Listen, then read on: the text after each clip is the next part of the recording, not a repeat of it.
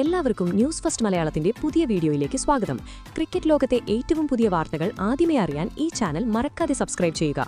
IPL 2026-ലെ 27ാം മത്സരത്തിൽ ഹൈദരാബാദിന്റെ സ്വന്തം മണ്ണിൽ വെച്ച് ചെന്നൈ സൂപ്പർ കിങ്സിന് സൺറൈസേഴ്സ് ഹൈദരാബാദിൽ നിന്ന് നേരിടേണ്ടി വന്നത് സമാനതകളില്ലാത്തതും ഹൃദയം തകർക്കുന്നതുമായ ഒരു വൻ തകർച്ചയാണ്.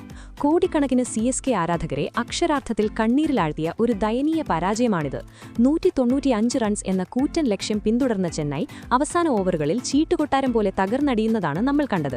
മത്സരം കൈവിട്ടുപോയ ആ നിമിഷങ്ങളിൽ ലോകമെമ്പാടുമുള്ള ക്യാമറ കണ്ണുകൾ ഉടക്കിയത് ഡ്രസ്സിംഗ് റൂമിലിരുന്ന് ഇതെല്ലാം നിസ്സഹായനായി നോക്കിക്കാണുന്ന സാക്ഷാൽ മഹേന്ദ്ര സിംഗ് ധോണിയിലായിരുന്നു. മത്സരത്തിന് ശേഷം ധോണിയുടെ മുഖത്ത് പ്രകടമായ ദേഷ്യവും വല്ലാത്തൊരു നിരാശയും ഒരു കാര്യം അടിവരയിട്ട് വ്യക്തമാക്കുന്നുണ്ടായിരുന്നു. ഇന്ന് അദ്ദേഹം നിശബ്ദനായിരിക്കാൻ പോകുന്നില്ല. തന്റെ ടീമിന്റെ ഈ നാണം കെട്ട തോൽവിക്ക് ശേഷം ക്രിക്കറ്റ് ലോകത്ത് തന്നെ വലിയ ചലനങ്ങൾ സൃഷ്ടിക്കുന്ന ഒരു സ്ഫോടനാത്മകമായ പ്രതികരണമാണ് ധോണി നടത്തിയത്.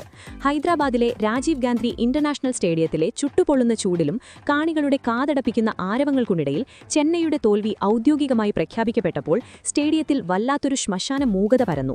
എന്നാൽ യഥാർത്ഥ കോലാഹലങ്ങൾ നടക്കുന്നത് CSK ഡഗ്ഔട്ടിലായിരുന്നു. ക്യാപ്റ്റൻ കൂൾ എന്ന് ലോകം മുഴുവൻ വിളിക്കുന്ന ധോണിയുടെ ഭാവങ്ങളെന്ന് തികച്ചും വ്യത്യസ്തവും അങ്ങേയറ്റം ആക്രമണോത്സുകവുമായിരുന്നു. വിജയത്തിലും പരാജയത്തിലും എക്കാലത്തും സമചിത്തത പാലിക്കുന്ന അദ്ദേഹം ഇന്ന് അങ്ങേയറ്റം ക്ഷുഭിതനായിരുന്നു. മത്സരം കഴിഞ്ഞ് ടീമിനോട് സംസാരിക്കാനെത്തിയപ്പോൾ അദ്ദേഹത്തിന്റെ മുഖത്തെ ചുളിവുകളും കണ്ണുകളിലെ തീക്ഷ്ണതയും ആ പ്രകടനത്തിൽ അദ്ദേഹം എത്രത്തോളം അസ്വസ്ഥനാണെന്ന് വ്യക്തമാക്കുന്നതായിരുന്നു.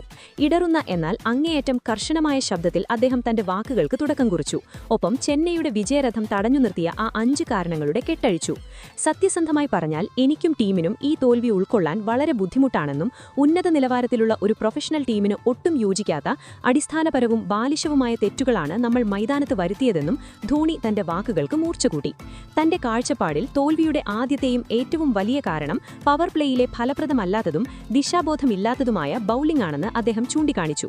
വെറും 22 പന്തിൽ 59 റൺസ് അടിച്ചുകൂട്ടിയ അഭിഷേക് ശർമ്മ തുടക്കത്തിൽ തന്നെ നമ്മുടെ പ്രധാന ബൌളർമാരുടെ ആത്മവിശ്വാസം കെടുത്തിയെന്നും അവരുടെ തന്ത്രങ്ങൾ മനസ്സിലാക്കുന്നതിൽ നമ്മൾ പൂർണ്ണമായും പരാജയപ്പെട്ടുവെന്നത് തികച്ചും നിരാശാജനകമാണെന്നും അദ്ദേഹം പറഞ്ഞു. അവർക്ക് പ്രിയപ്പെട്ട സോണുകളിൽ നമ്മൾ തുടർച്ചയായി ഷോർട്ട് ബോളുകൾ എറിഞ്ഞുകൊടുത്തു, അവരത് പരമാവധി മുതലെടുക്കുകയും ചെയ്തു. വിമർശനത്തിന്റെ മൂർച്ച കൂട്ടിക്കൊണ്ട് രണ്ടാമത്തെ കാരണത്തിലേക്ക് കടന്നപ്പോൾ ധോണിയുടെ വാക്കുകൾ കൂടുതൽ കടുത്തു.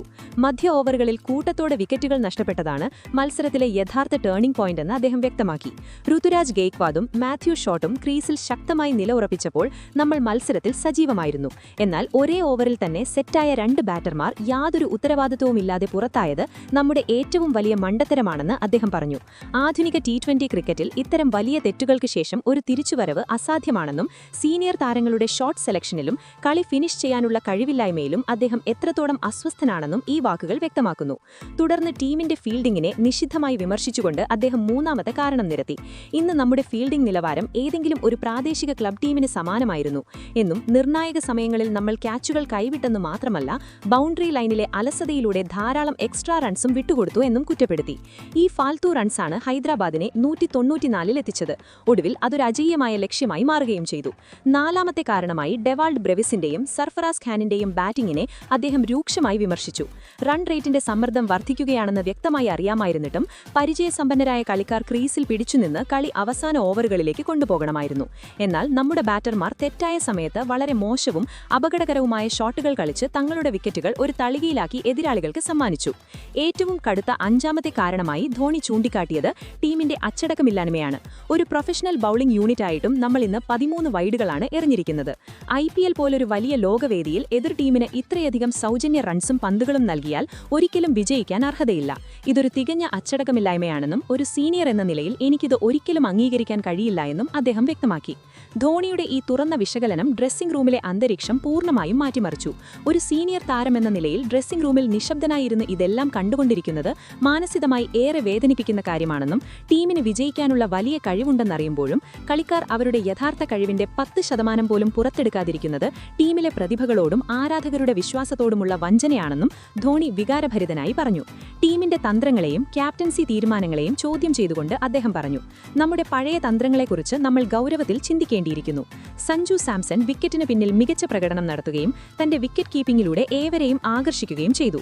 എന്നാൽ ക്യാപ്റ്റൻസിയുടെയും പെട്ടെന്നുള്ള തീരുമാനമെടുക്കുന്നതിന്റെയും കാര്യത്തിൽ നമ്മൾ പാറ്റ് കമിൻസിന്റെ ഹൈദരാബാദിനു മുന്നിൽ പൂർണ്ണമായും മുട്ടുമടക്കി.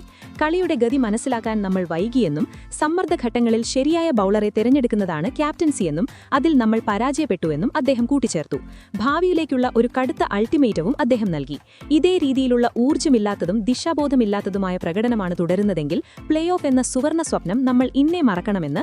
IPL-ൽ ദൗർബല്യങ്ങൾക്ക് യാതൊരു സ്ഥാനവുമില്ല എന്നും ഓരോ കളിക്കാരൻ സ്വന്തം ഉത്തരവാദിത്വം മനസ്സിലാക്കണമെന്നും കഴിഞ്ഞ 20 പതിറ്റാണ്ടുകളായി ചെന്നൈ സൂപ്പർ കിങ്സിന്റെ യഥാർത്ഥ മുഖമുദ്രയായ ആ പഴയ പോരാട്ടവീര്യവും പാഷനും കില്ലർ ഇൻസ്റ്റിങ്ക്റ്റും മൈതാനത്ത് എനിക്ക് വീണ്ടും കാണണമെന്നും അദ്ദേഹം വ്യക്തമാക്കി.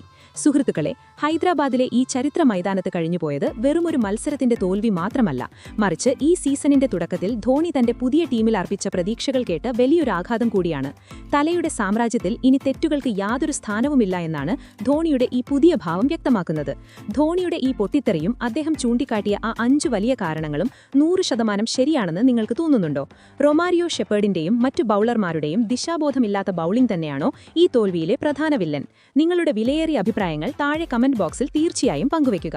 അടുത്ത മത്സരത്തിൽ CSK ശക്തമായി തിരിച്ചുവന്ന് ധോണിയുടെ മുഖത്ത് പുഞ്ചിരി തിരികെ കൊണ്ടുവരുമോ? നിങ്ങളുടെ അഭിപ്രായം തല ഈസ് റൈറ്റ് എന്നെഴുതി ഞങ്ങളെ അറിയിക്കുക.